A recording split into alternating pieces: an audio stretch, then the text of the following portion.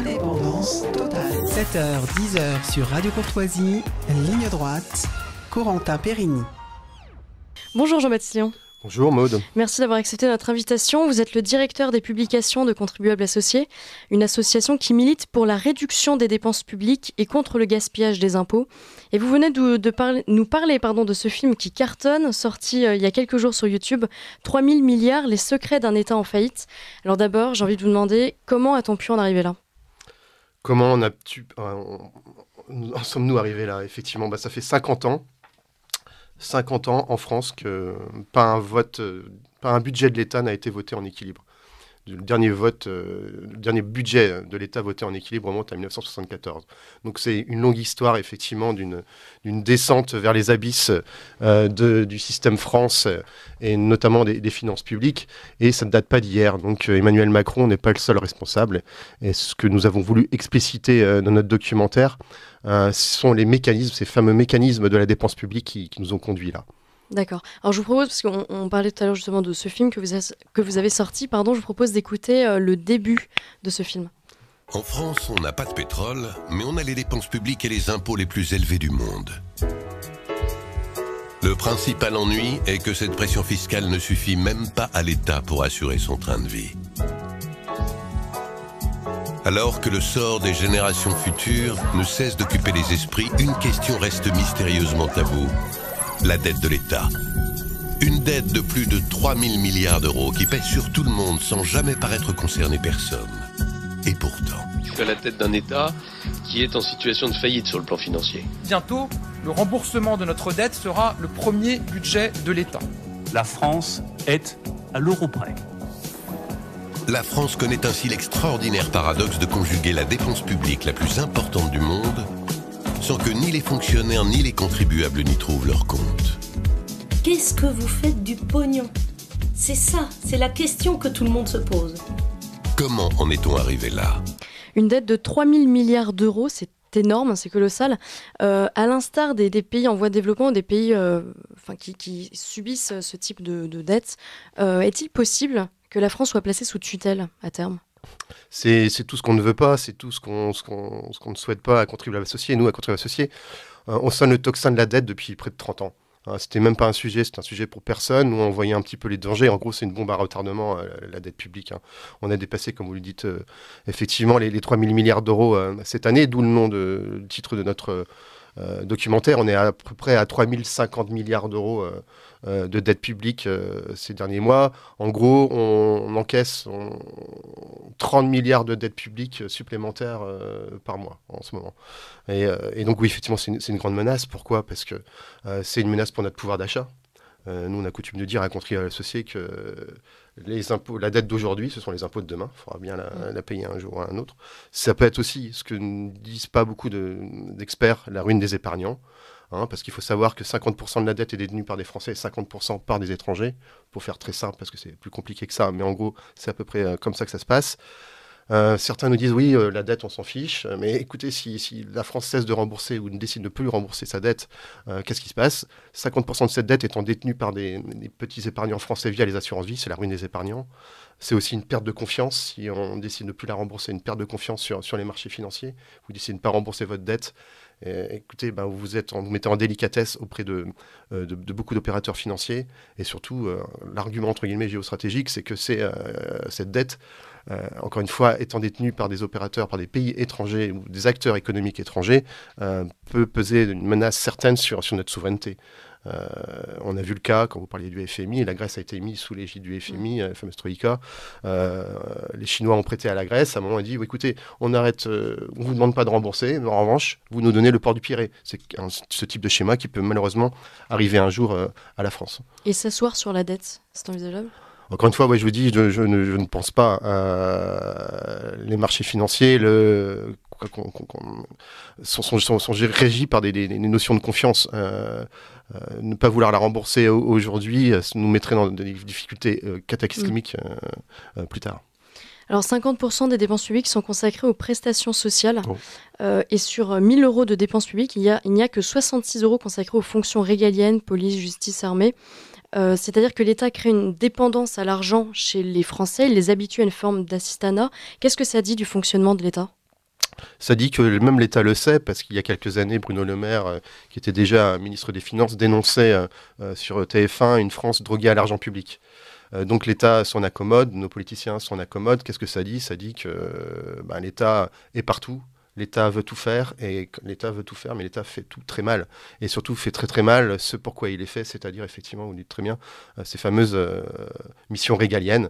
Oui, je pense que les Français, les auditeurs de Radio Courtoisie doivent avoir ça en tête. Sur 1000 € de dépenses de l'État, seulement 66 vont à la défense, à la justice, à la police. Et effectivement, la grande partie de ces dépenses sont engagées vers, on dit entre guillemets, une certaine politique sociale. Un aspect qu'on met en avant dans cette politique sociale, il y a des choses extrêmement légitimes qui sont le fruit de nos cotisations chômage, cotisations retraite, etc. Mais d'autres pans de la dépense sociale qui ne vont pas du tout. Et ce que met en avant notamment dans notre documentaire Charles Prats, le magistrat bien connu anti-fraude. Fraude sociale, ouais. Ok. Vous tirez la sonnette d'alarme sur ce déficit croissant, vous demandant où passe notre argent, d'où vient cette dette et qui en sont les responsables. Et aux questions, quels sont les dysfonctionnements majeurs de la sphère publique et quelles vont être les conséquences concrètes dans la vie des Français si aucune décision n'est prise.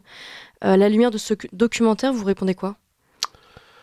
J'ai pas envie de dévoiler tout le documentaire, mais il faut que les auditeurs aillent le voir. C'est sur notre chaîne YouTube, c'est gratuit, sa chaîne YouTube de contribuables associés.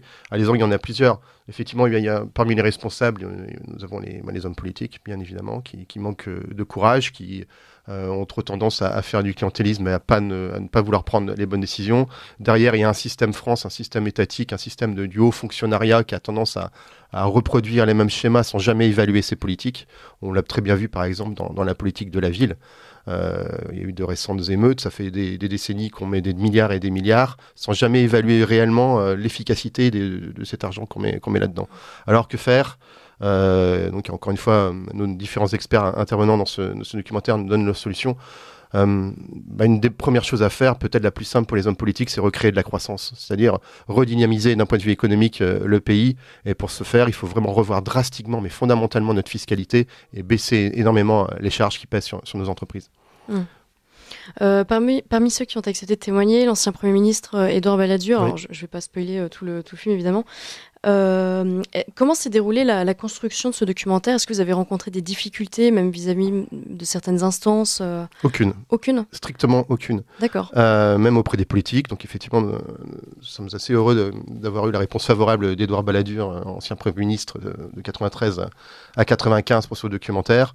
Nous avons donné la parole à d'autres politiques comme Hervé Novelli qui a été ministre également, qui est l'initiateur du temps où il était ministre du fameux statut d'auto-entrepreneur, un ancien député et actuel maire Jean-Michel Fourgousse, ou Benoît de Taffin qui a été la directrice de Contribuables Associés et également maire du 2e arrondissement, que les auditeurs de Radio Courtoisie ont bien connu parce qu'elle a animé ici une émission qui s'appelait Le Libre Journal des Contribuables pendant une quinzaine d'années.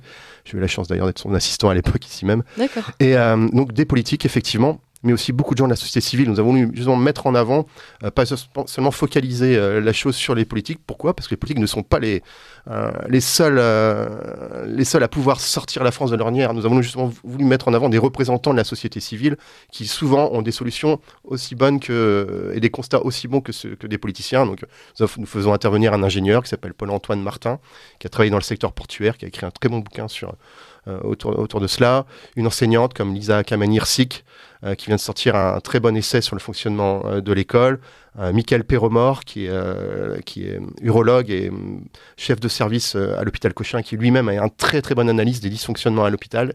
Et donc on a voulu vous faire parler comme ça des gens qui au quotidien travaillent, vivent et connaissent très très bien leur secteur. Et donc ils voient strictement bien ce qui se passe mal, et aussi ont des solutions. Donc nous voulions aussi donner dans ce documentaire, faire parler entre guillemets les institutionnels, on donne aussi la parole à des économistes, mais aussi des gens du quotidien qui voient ce qui va et ce qui ne va pas, et qui ont aussi des solutions à donner.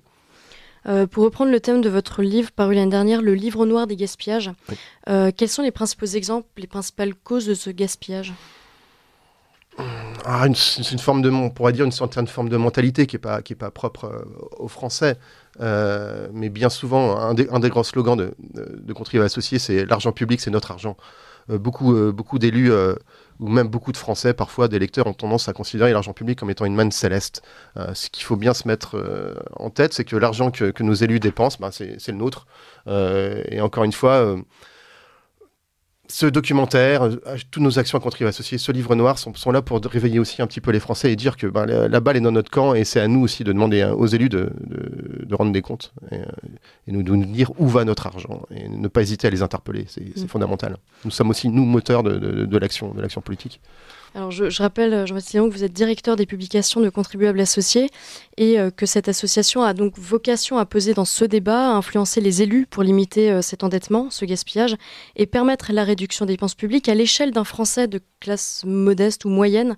Que les incitez-vous à faire pour participer à cet élan ? Comme je vous le disais, une des premières choses, c'est aller voir notre documentaire. Ouais. Je pense qu'il vaut vraiment le coup. Donc en quelques jours, c'est plus de 400 000 vues. On a eu la semaine dernière, mardi dernier, il y a 3 jours, un petit message d'un professeur d'économie qui a diffusé le documentaire à ses élèves de BTS. D'accord. Et qui ça a, entre guillemets, beaucoup plu. Et surtout, ces jeunes étudiants ont été saisis de la gravité dans laquelle se situe notre France d'un point de vue, notre pays, d'un point de vue des finances publiques. Je leur dis aussi, donc regardez nos documentaires, rejoignez Contribuables Associés et surtout, encore une fois, n'hésitez pas à interpeller vos élus, demandez-leur de rendre des comptes sur leur gestion. Je crois que Benoît Perrin avait incité aussi ceux qui regardaient ce film et qui s'intéressaient à ce sujet à créer des associations de contribuables localement. Voilà, Benoît Perrin, notre directeur, effectivement, nous sommes des relais aussi pour ceux qui agissent au niveau local et donc n'hésitez pas à vous tourner vers nous si vous, auditeurs, avez la volonté de créer une association de contribuables dans votre ville notamment. Alors vous militez aussi pour une démocratie directe depuis l'épisode des Gilets jaunes, comme en Suisse. Déclencher un référendum au-delà d'un certain seuil de dépenses ? Oui, tout à fait, au niveau local. On peut dire que la Suisse est un beau modèle de gestion de ce point de vue-là. Il m'arrivait d'assister à des sessions de démocratie directe en Suisse, non loin de Zurich. Et effectivement, c'était assez fabuleux de voir les personnes présentes voter la construction ou pas d'un nouvel hôtel de police. Alors, c'est des mécanismes qui sont bien ancrés dans la mentalité suisse. Ça fait plus de 150 ans.